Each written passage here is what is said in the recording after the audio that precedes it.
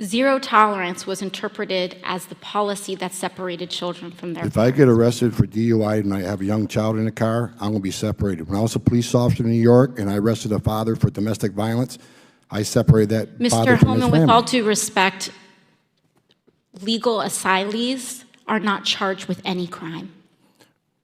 When you're into the country illegally, it's violation 8 United States Code 1325. Seeking asylum is legal. If you want to seek asylum and go through the port of entry, do it the legal way.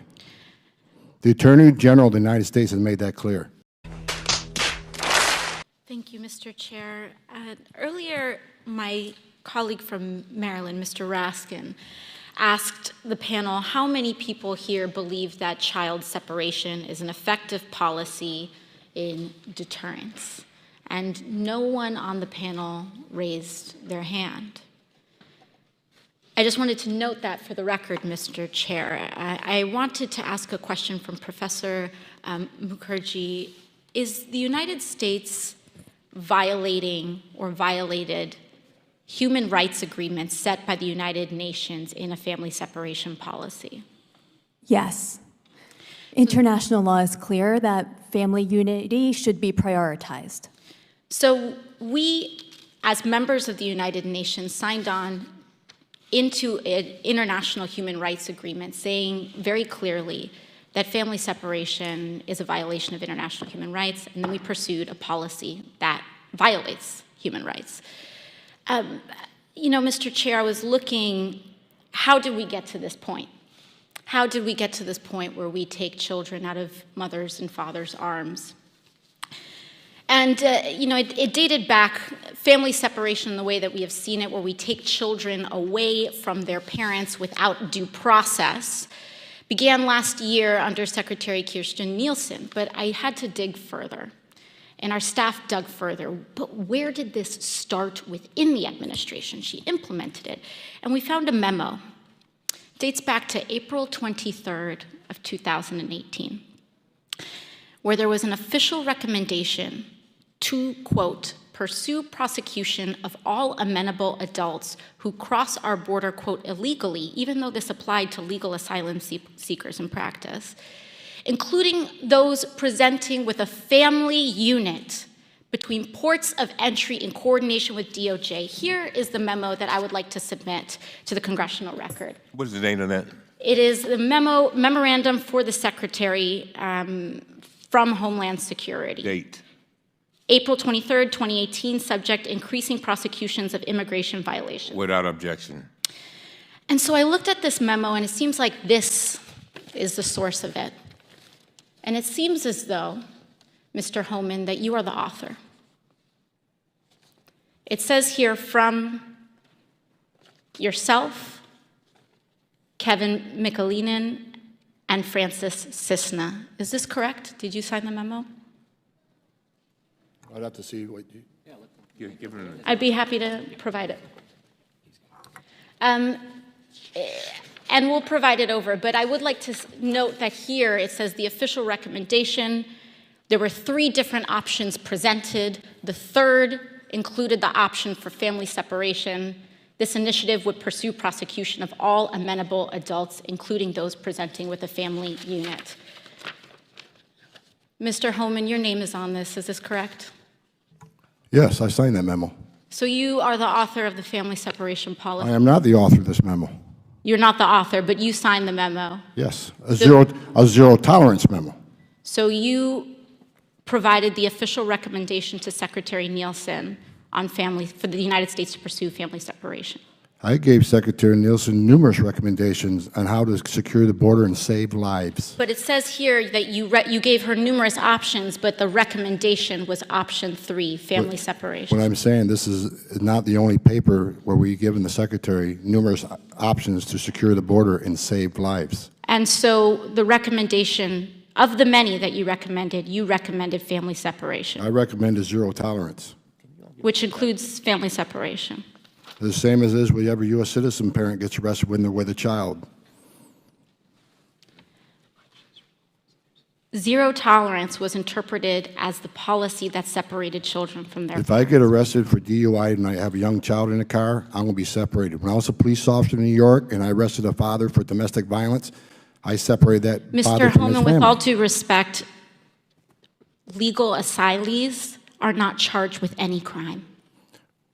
When you're into the country illegally, it's violation 8 United States Code 1325. Seeking asylum is legal. If you want to seek asylum and go through the port of entry, do it the legal way. The Attorney General of the United States has made that clear. Okay. Mr. Chair, the memo is submitted to the record for review. Inspector General Costello, one last thing. Is there a record, based on reports throughout the year, and in our hearing earlier this year, we spoke with Ms. Juarez, a mother who lost her child due to inhumane conditions in the facilities. We learned that there is no accurate record and no policy being held of people who are pregnant and people who endure miscarriages. Is there a record of who enters and leaves these facilities? I'm not familiar with the instance you're talking about, but I do believe the facilities keep custody logs and logs, but I'm not familiar with the incident you're talking about. And where would we find those records?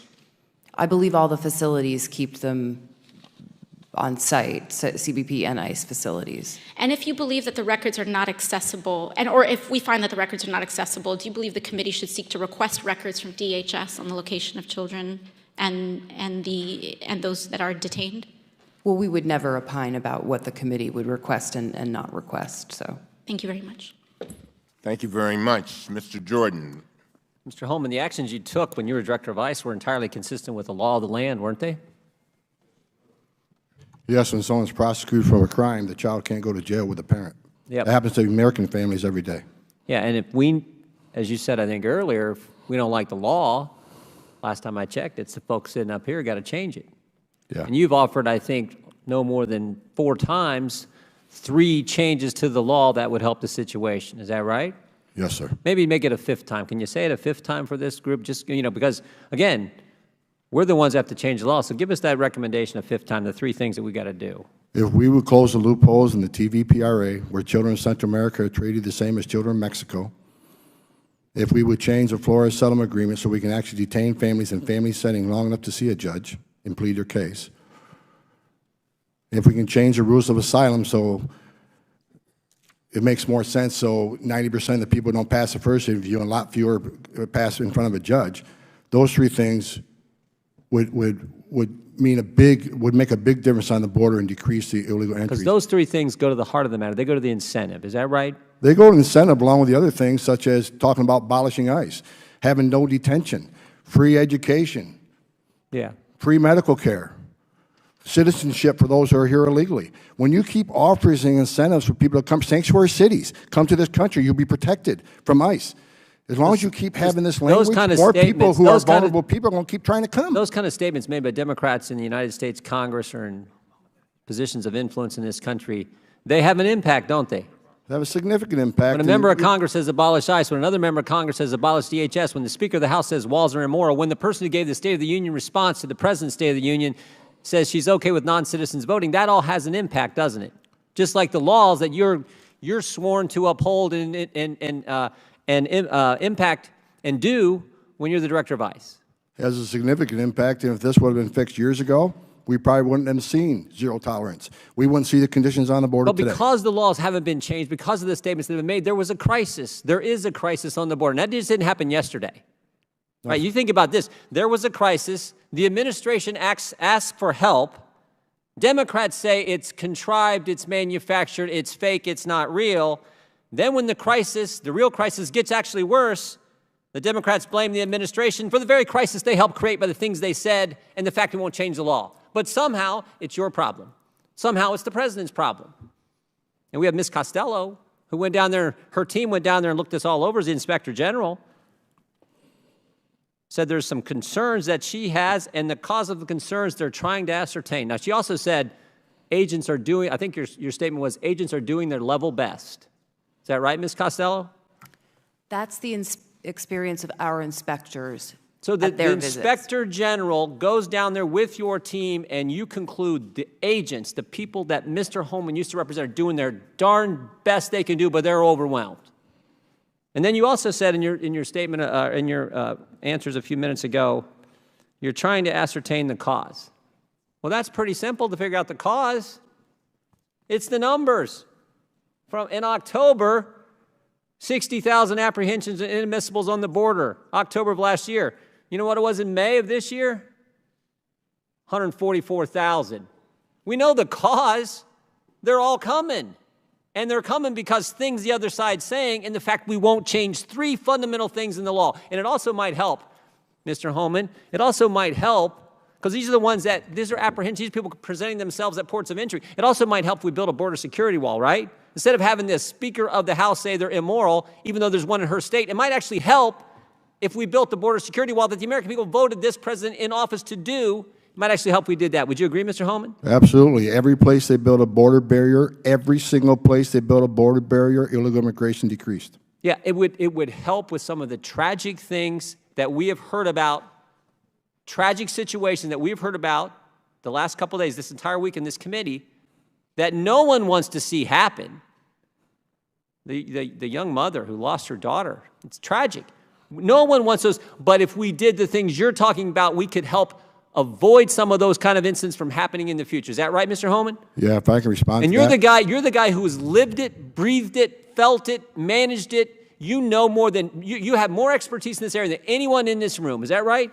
I believe so, but let me respond. so. Let me respond to the one child that died. It's tragic, tragic. Sure is. But you know, as long as we're showing a lot of pictures, if I can have just 30 seconds. Here's a picture. Her name is Serenity. She was 9 months old, 9 months, raped and murdered by an illegal alien because of open borders policy. Here's Irana. She was 5 years old, raped repeatedly and murdered by an illegal